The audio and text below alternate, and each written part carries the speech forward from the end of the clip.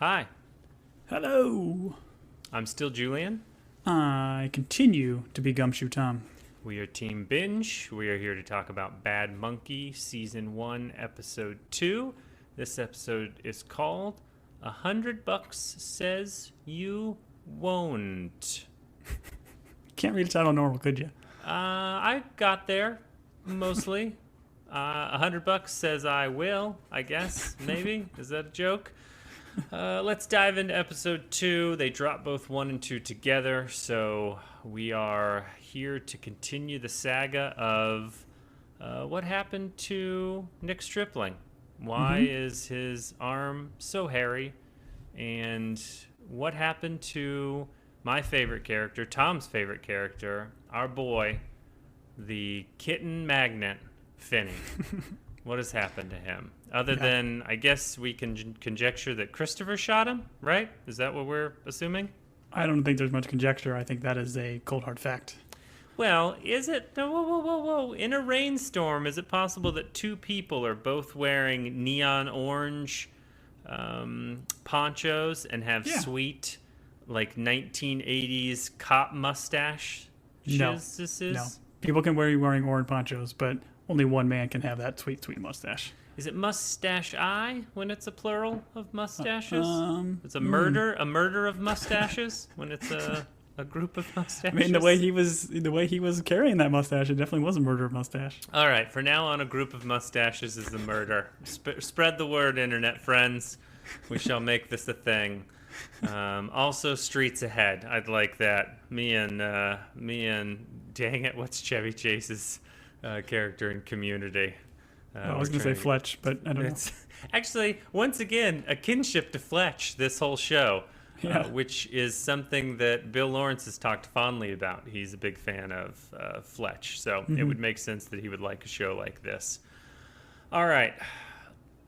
This episode I enjoyed, Tom. What I enjoyed most about it is we got some characters that aren't Yancey we get to spend some more time with. We see like Rosa get more, initially it's just like a meet cute, and now you can see that the bug has bit her for what's going on here. So I enjoyed this episode thoroughly, but let's just dive into it, right? Please. Yeah. We got a little bit of a ex machina West Pasture.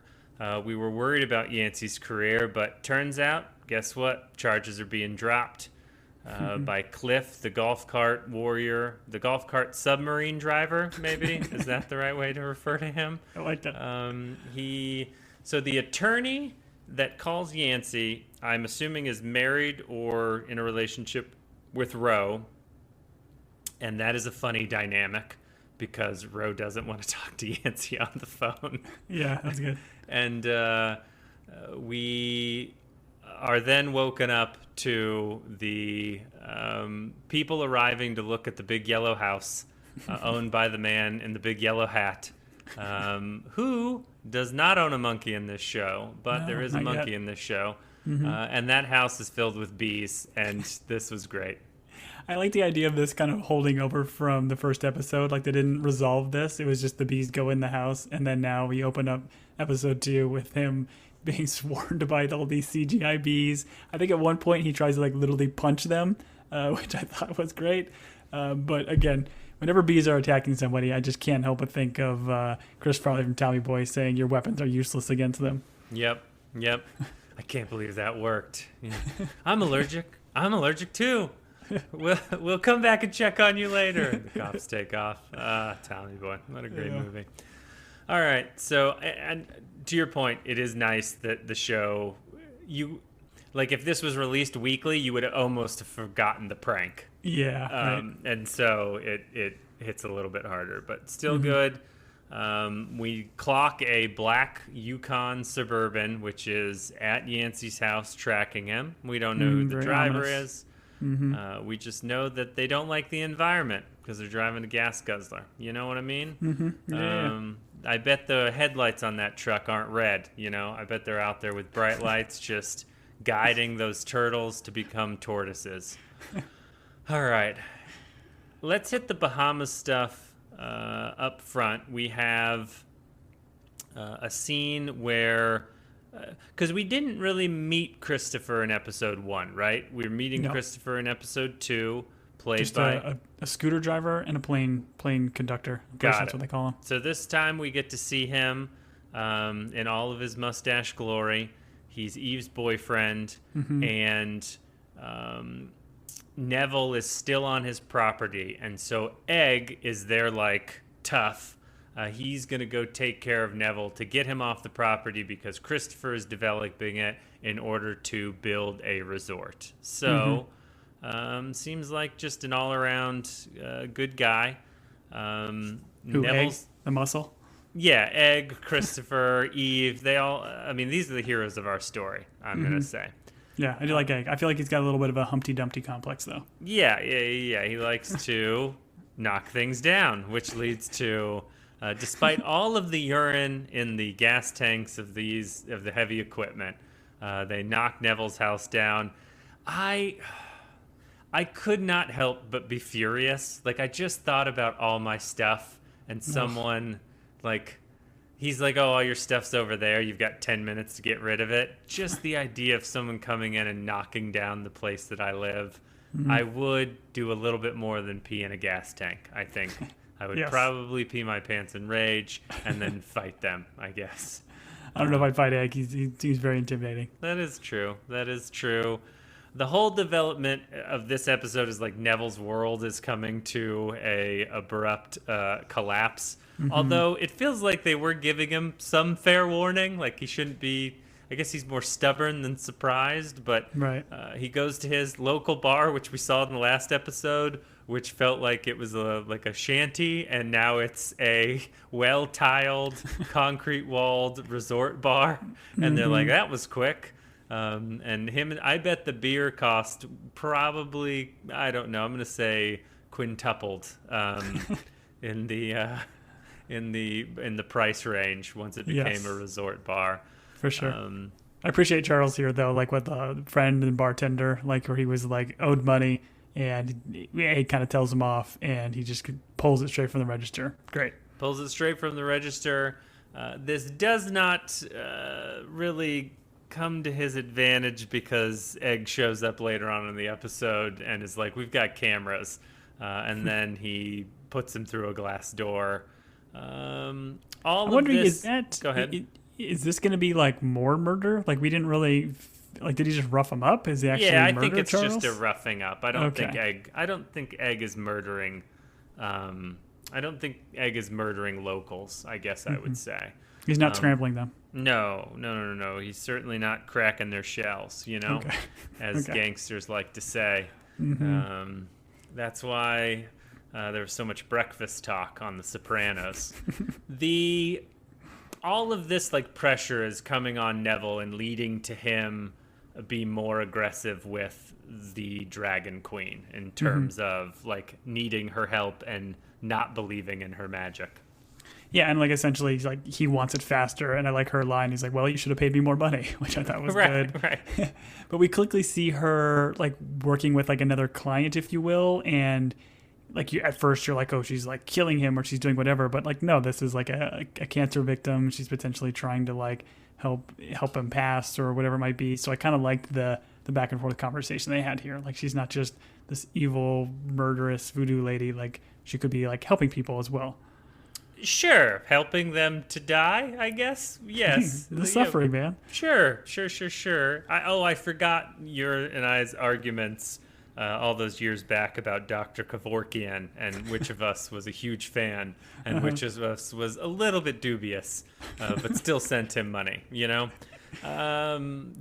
We have a meeting with Sonny, so the sheriff, because Cliff has dropped the charges, and this leads to Yancey getting his job back as a detective. Wah, wah, wah, wah, wah, wah. He's now a cop again. Record scratch. And then... Thank you, Jimmy, for saving me on all these. So because otherwise they're just going to hear my mouth sounds. I know you'll in post fix all of this. So I appreciate you, Jimmy. He makes him a restaurant inspector. And once again, this stuff doesn't hit me as hard because I've read the book. But I love this moment. And then His comment about the last guy dying and like that running joke. I just thought this was great. Yeah, I didn't understand it as much. Like, to me, it's this still maybe tugging on the idea of they're like crooked or like, sure, they might have dropped the charges, but as part of this, like, can't make you a detective yet because they're still trying to hide this armed murder mystery. I don't know, but the comedy of him becoming a restaurant inspector is just great.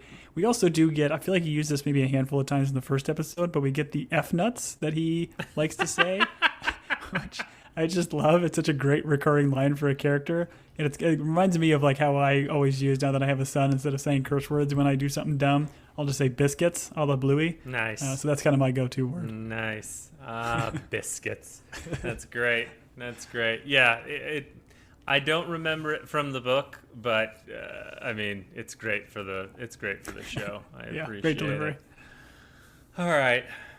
The promise is, and Tom, I'm not going to say anything about your suspicions. I'm just going to say that the way it is pitched to Yancey is, if you do this, we wait until the heat is out of the kitchen and you get to be a detective again. Fall in line. Yep, exactly. And heat out of the kitchen because he's a restaurant inspector. That was a little bit of a... I saw what you did. Thank you. But did you hear what I did, I guess, would be my first Listen, question. you're a consummate pro. First, speaking of people not hearing or seeing things, the Yukon then tries to kill Yancey while he's walking down the street. And once again, they showed this in the trailer, but still enjoyed it immensely. It's a good time. I was just about to say that, yeah, I feel like I picked this up in the trailer of him getting run down here, but you got to give it to him, man. Cat-like reflexes for a dude that's almost 7 feet tall. It was impressive. I just thought, how thin is that glass? I really feel like a normal person's shop window, if you threw your body into it, you're probably just bouncing off of it and then getting run over by the Yukon. So you're essentially getting hit by a building and then hit by a car. Like a literal double whammy. If anything, you're putting yourself further into the street by the bounce you get off the window. Yes. When you see the doctor's like, listen, the tire track on your shin is bad, but you broke your neck when you hit the glass in the store. That honestly is a worse injury. So, sir, please stop throwing yourself through windows. Yeah. But there's a funny moment where he asks to use he asked the restaurant to use the phone, and he's bleeding out of the nose and just looks real rough. This is cut with Rosa doing her coroner job. And I did not clock this. She's dealing with the dead body of a lady who's wearing a rather fashionable shirt, we'll say. And then she shows up later wearing said shirt. And I thought, there's some darkness and some stuff with Rosa that is revealed over time that I don't know. I find it funny, and I like how they're developing her. I guess I'll say that. Yeah, I agree. And yeah, it was a very nice shirt, top, whatever it is. Some pretty dope drip. Yep, pretty dope drip. Wait, what? I'm pretty sure I'm saying that correctly. I just repeated that I knew what you were saying, as a good podcast partner would. But good sir, what is this lingo we're now saying? That's what all the kids are saying, man. Drip. It's like your outfits, your fashion. You got good fashion. You got good drip. What happened to fly? Are we not saying fly? That outfit is so fly. She looked pretty fly too. But we're trying to bring in the kids. We are a podcast for children. So I'm trying to go down to their level. Talking about severed arms. Kids, a severed arm is when it's no longer, it's decapitated from your body. From your shoulder. From your shoulder, thank you. Speaking of decapitated, I do want to point out that she is looking up and researching watches to try and figure out that suntan. And I call a little bit of BS on whether or not the watch and the suntan, it'd have to be a pretty unique watch, but it was though. I feel like we see it later. It's a hideous looking watch, but it has a very unique Tom, top and bottom. That watch was so drip, man. Are you being for realsies right now? Do kids still say for realsies? Definitely. Okay. Brilliant. So yeah.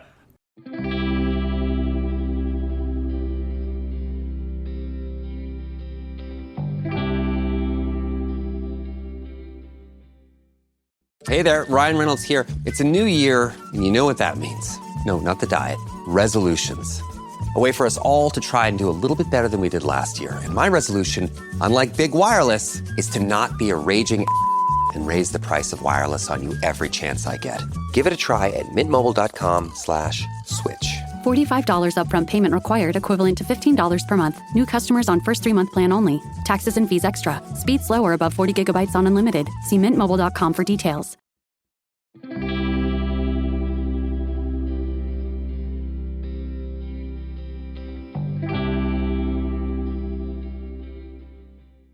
Yancey is now a restaurant inspector, and honestly, just give me an episode of him inspecting restaurants.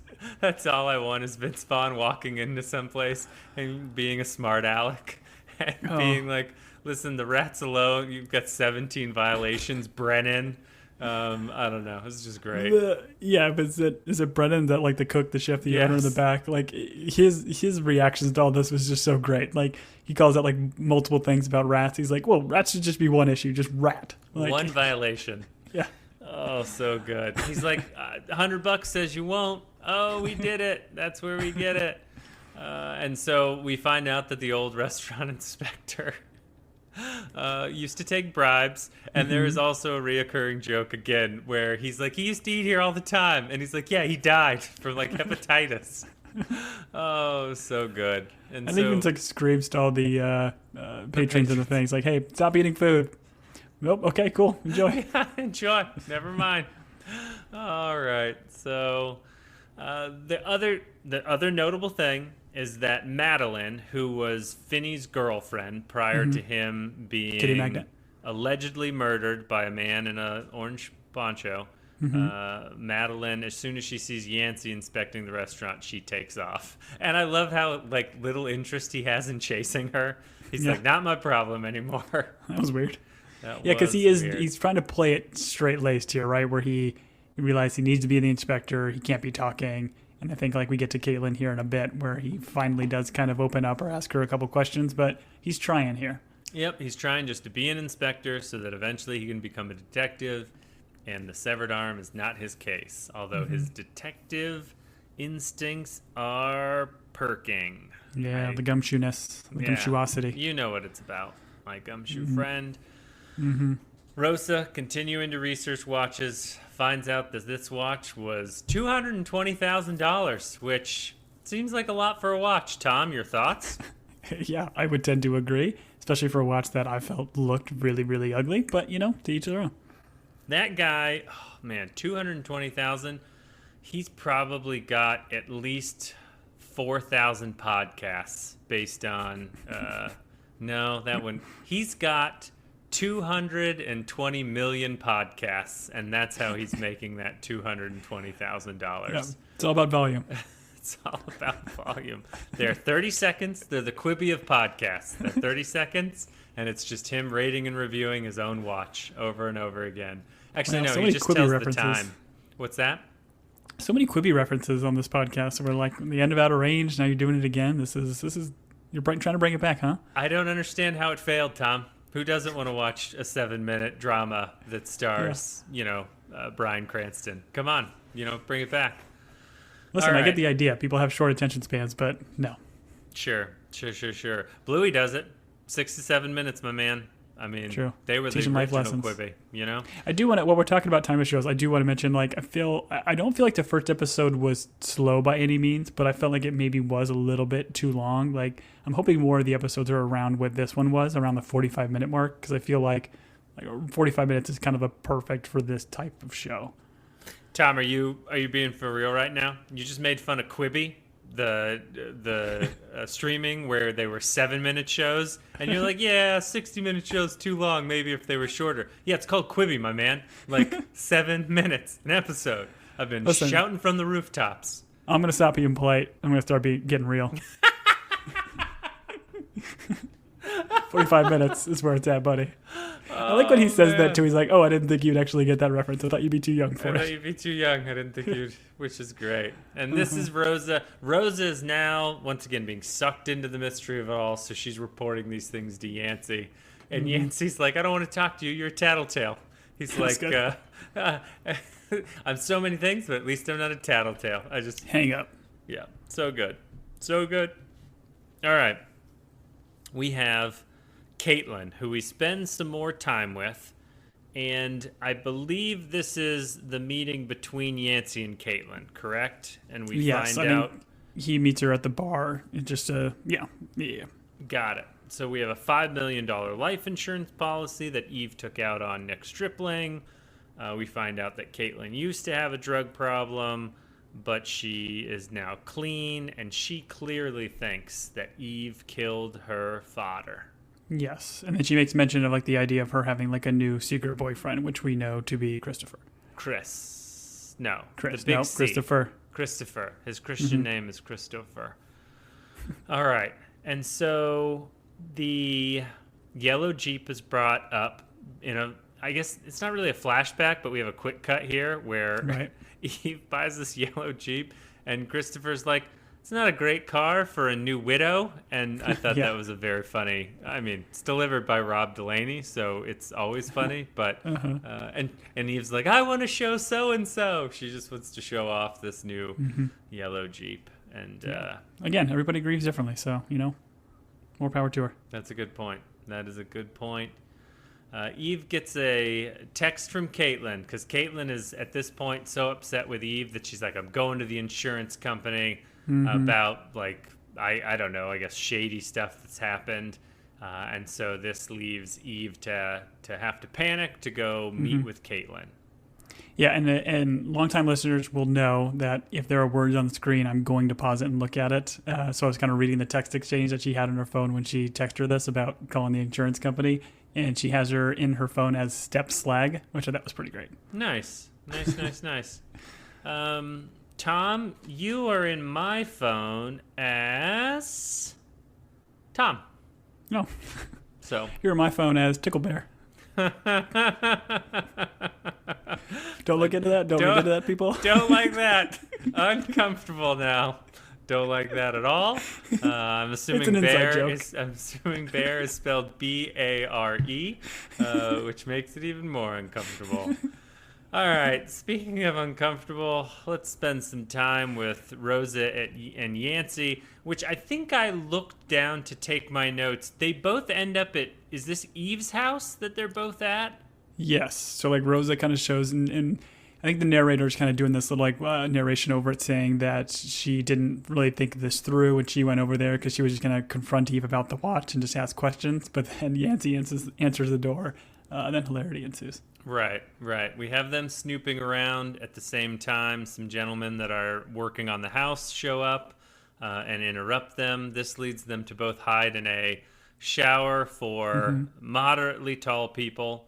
And when it turns on, we see blood in the drain and bone shards. And this is great because Yancey's a detective and Rose is a coroner. So who better to find blood and bone shards in a shower? These two.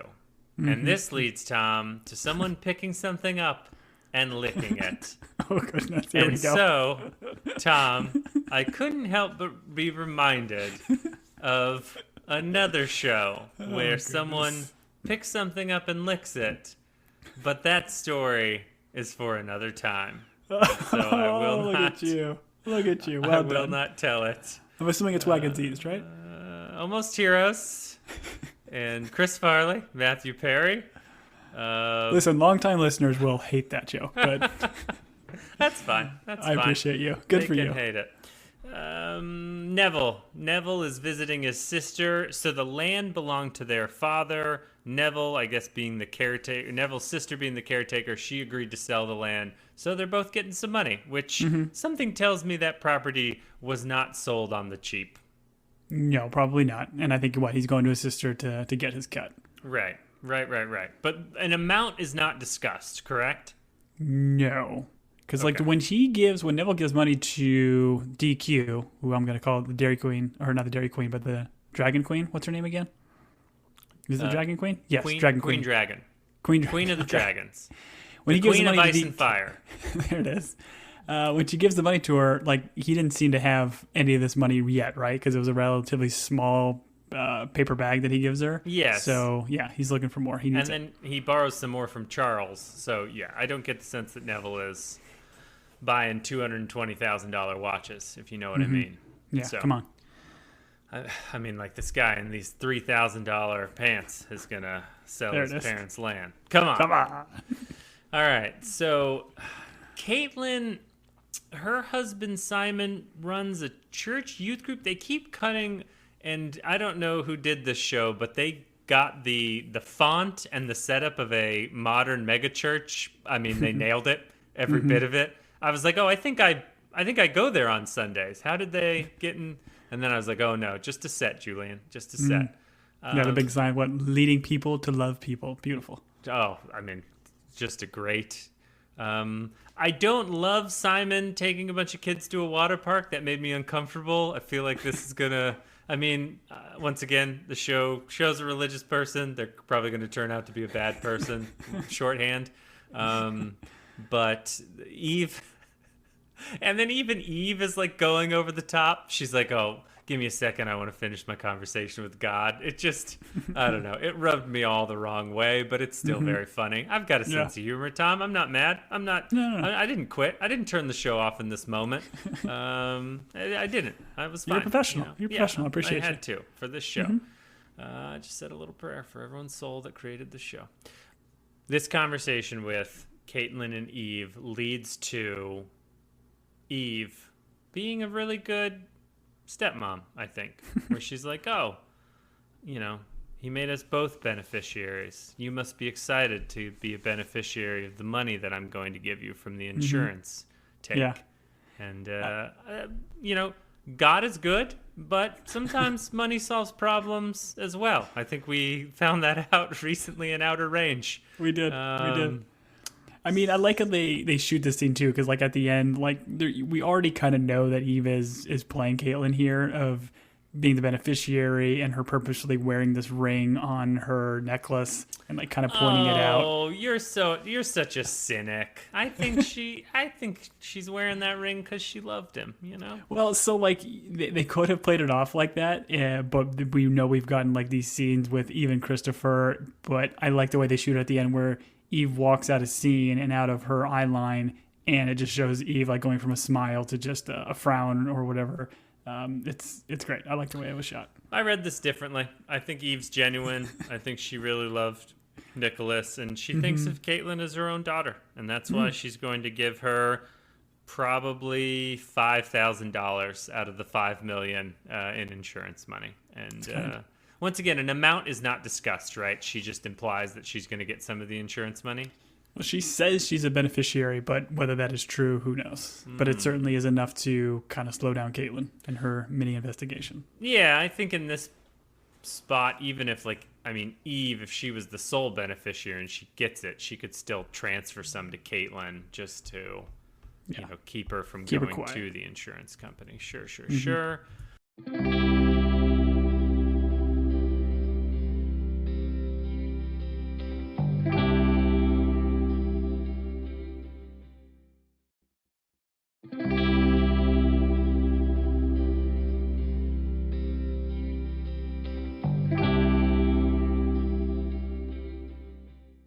Speaking of people staying quiet, Yancey arrives at his home to find a law enforcement agent from Oklahoma. And you denote that this person is a federal agent. I assumed it was a Fed, right? Isn't it like kind of the two federal agents we saw at the funeral? Isn't this just like somebody else worked in this federal case after Bonnie, who we soon find out is not her real name? Right.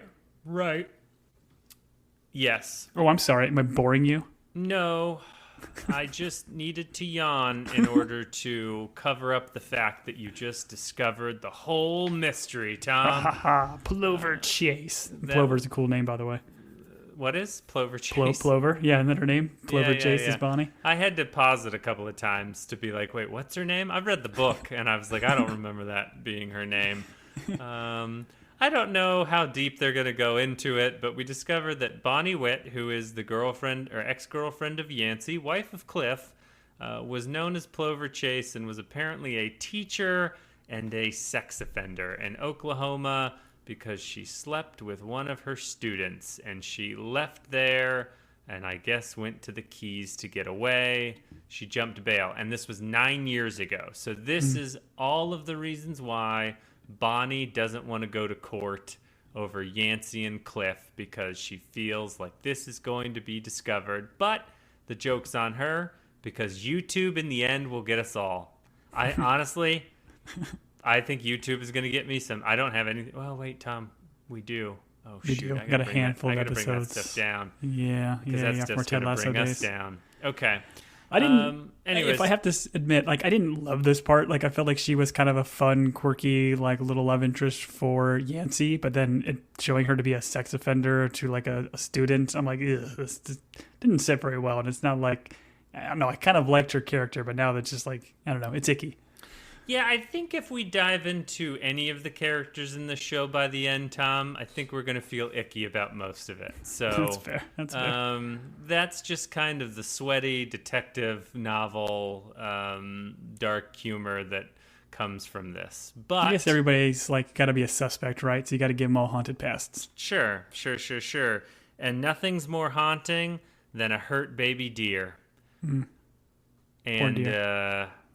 what does Yancey do to that baby deer? He slowly puts it in the water and holds it down. And then he pulls it out and he wraps it in a blanket and he takes it over to the local vet. And that vet, I'm always so surprised by medical or like veterinarian people that never want to help the person that shows up at their door. It's like, why'd you get into this industry and they're like, for the money, and you're like, oh yeah, okay, never mind.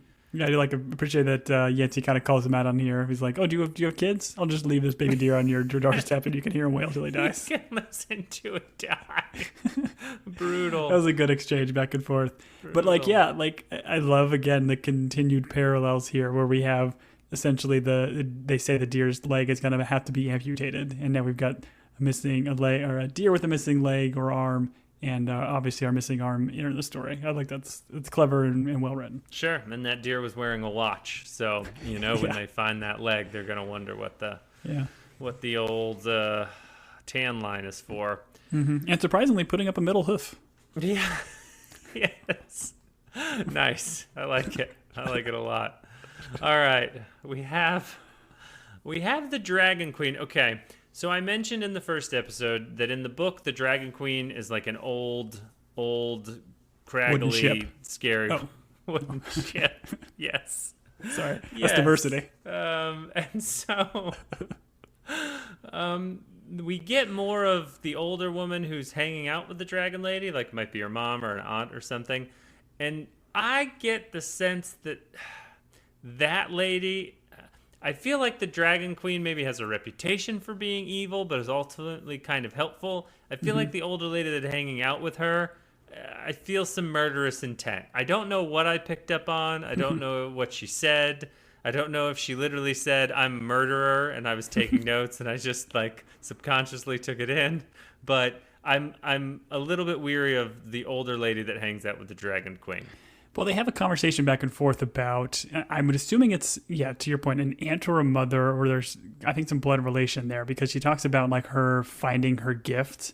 And I guess the first time the Dragon Queen did wish somebody dead, it was like an old boyfriend. And then she makes mention like, I didn't really want this to happen. It was just a coincidence. He choked while he was at a restaurant. I thought it was interesting that she said like that's the means of how he died. And we know that Yancey is like a restaurant inspector, so I'm wondering if there's anything to potentially come to that, or if we see another character choke at some point. But yeah, I liked the kind of voodoo stuff that they're kind of doing on the beach, and then her kind of narration to kind of close the episode, essentially bringing all of our characters together at the sisters' restaurant. And I think they even make mention, like, as she's doing her narration, she's kind of connecting all these players through the curse. Like, that is why they are coming together. I think is pretty fascinating and cool element.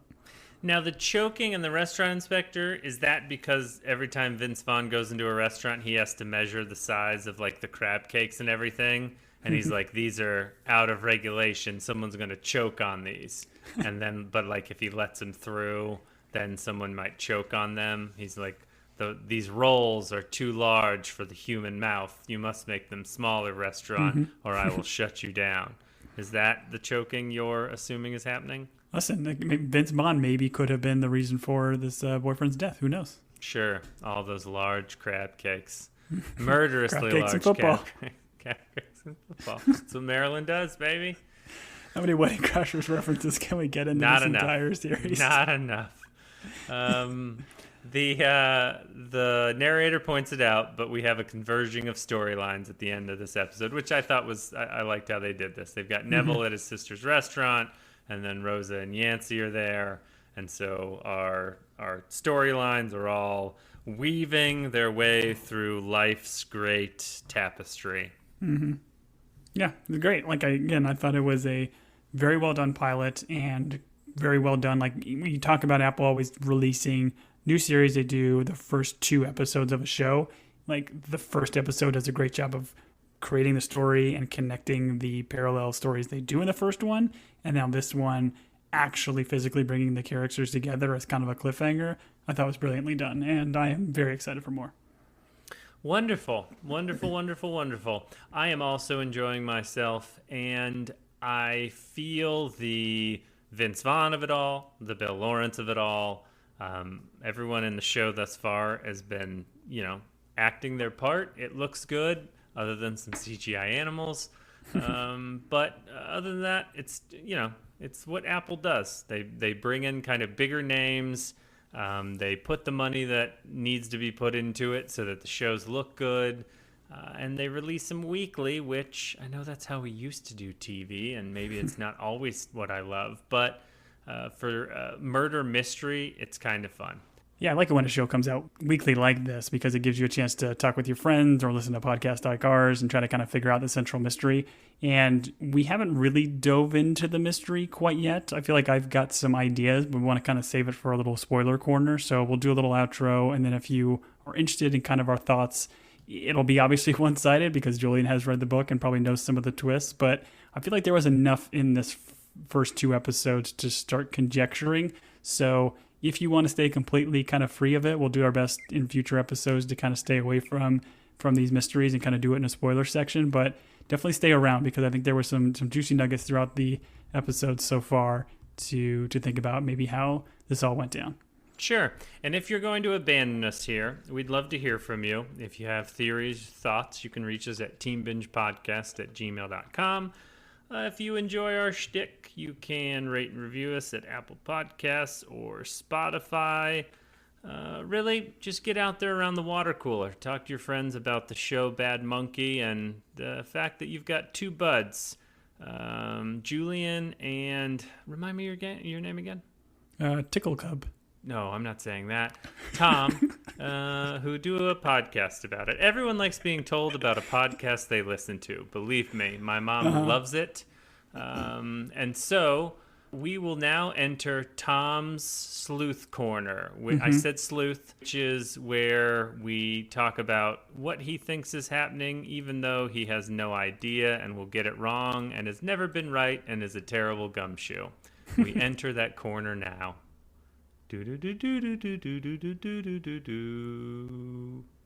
All right, we're here. We're in the spoiler corner. Are we ready? Julian, I'm ready. Are I joined you. I noise? walked up the stairs. I'm exhausted. I waited at the landing midway, took a breath, but now I'm up here. Why is your corner on the 2nd floor? It should have just been in the same room in a corner. That's where all the good corners are. Yep. Okay. Are you ready to have the noise brought on you?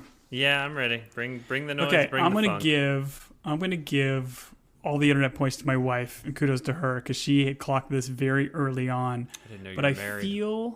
I feel like initially we were talking through it, and we thought there might be different timelines in these stories about maybe the characters, like what Vince Vaughn is doing is actually happening in like the future or the past, and what is going on in Neville's story is the same. It's like a different timeline. We thought that would have been really interesting. Obviously, the fact that the characters connect to the end of the 2nd episode, we know that is not true. But I feel like the cast of characters, the way many things have been introduced here, and especially the idea of the arm being very hairy, I feel like Christopher is not a real person and Christopher is the husband, because that character hasn't been seen by anybody else outside of Eve I feel like they were maybe trying to do this for the insurance money to be able to, because maybe something happened bad in their real estate deals or trying to buy up all this land in the Bahamas. I feel like that is his arm, Christopher's arm, that they tried to pretend that he is dead and collect all this money. And I say that because, again, like the hairy arm, okay, you can say, yeah, Rob Delaney's got a hairy arm. That's not enough. But if you look throughout the entire first 2 episodes, you would never really clearly get a shot of Rob Delaney and both his arms. He's always kind of wearing like a baggy robe where he's got loose clothes. They do a lot of like perspective shooting with it. So I'm just throwing this out there early. I feel like that is going to be kind of our mystery. We're not going to really meet who Nick is or get more from him because Nick is Christopher. Boom, mic drop. You don't have to say anything because I know you know, but that is my wife and I's running theory for the first 2 episodes. Okay, so I'm not going to say anything, but I just want to make sure, because there are a couple of husbands in this. So we're not talking about Cliff. We're talking about Eve's husband, Nick, who is dead. Nick is Christopher. We're told is dead.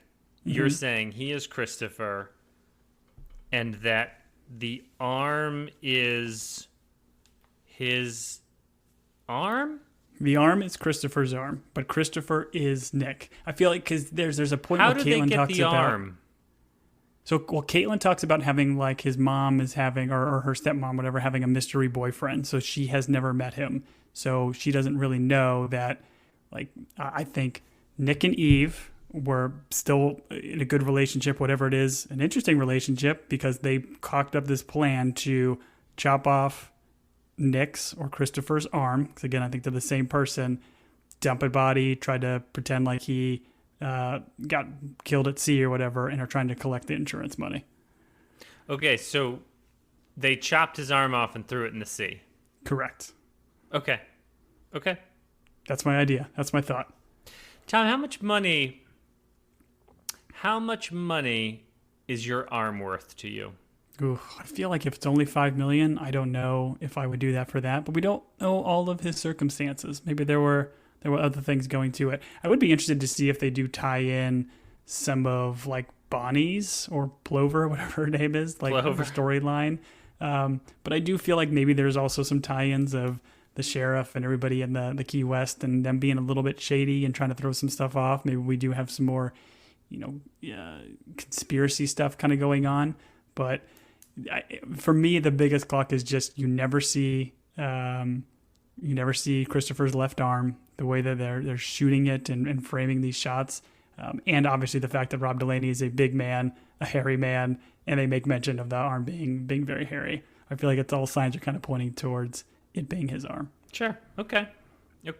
So there you go. There's my spoiler corner. Yeah, no, I like it. I would, I guess the only thing I would ask, and it just open-ended question here, would be shooting and scootering. That activity and what that takes would be... Anyways.